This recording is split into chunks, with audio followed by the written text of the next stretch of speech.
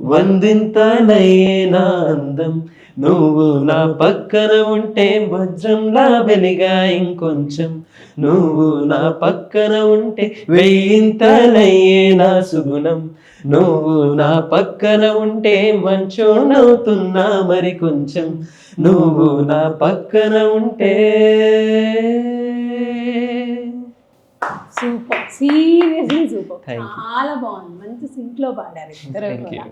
So మీ life లో ఎవరు చెప్పండి అంటే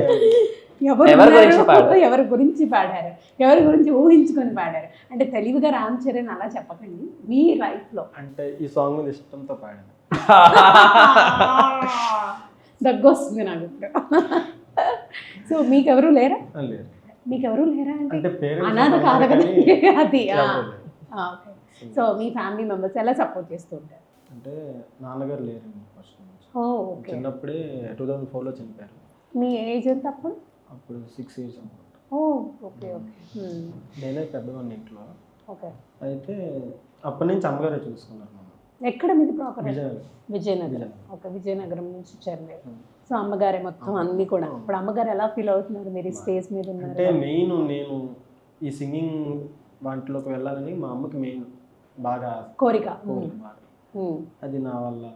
ఎక్కడ నేర్చుకున్నారు మీరు సంగీతం? నేను విజయనగరంలో మహారాజా సంగీత కళాశాలలో సుజాత మేడం గారు నేర్చుకున్నాను. ఓకే. నేర్చుకున్నప్పుడు అనుకున్నారా ఓకే నేను కూడా వెళ్ళి ఒక మంచి రియాలిటీ షోలో పాడతాను అని అనుకున్నారా? సో డ్రీమ్ కమ్స్ ట్రూ, అంతేనా? ఎస్, ఇలానే వెళ్ళాలి మనస్ఫూర్తిగా కోరుకుంటున్నాను నేను కూడా. సో మా నాన్నగారికి డెడికేట్ చేస్తూ ఏదైనా ఒక పాట, ఆయన ఎప్పుడు పైనుంచి బ్లెస్సింగ్స్ అందిస్తూ ఉంటారు, మీరు చుట్టూనే ఉంటారు కాబట్టి ఆయన కోసం డెడికేట్ చేస్తూ ఒక సాంగ్. ఎవరో ఎవరో నేనెవరో, నువ్వే లేని నేనెవరో, నన్నే నేడు గుర్తిస్తారా ఎవరైనా?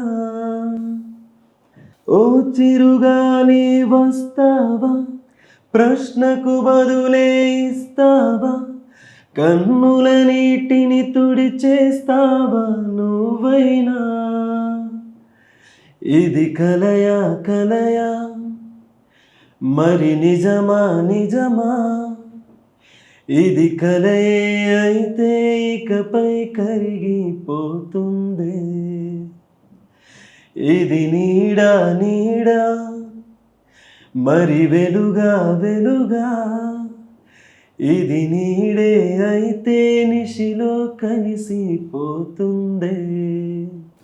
ఓ ఎవరో ఎవరో నేనెవరో, నువ్వే లేని నేనెవరో, నన్నే నేడు గుర్తిస్తారా ఎవరైనా?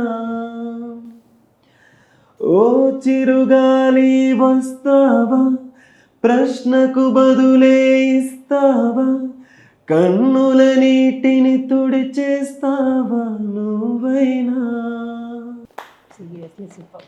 అబ్బాయిలు అంత ఎక్స్ప్రెసివ్ కాదని వింటూ ఉంటాను, నేను చూస్తూ ఉంటాను కూడా, మా అన్నయ్యని అలా వాళ్ళు చూస్తూ ఉంటాను కదా.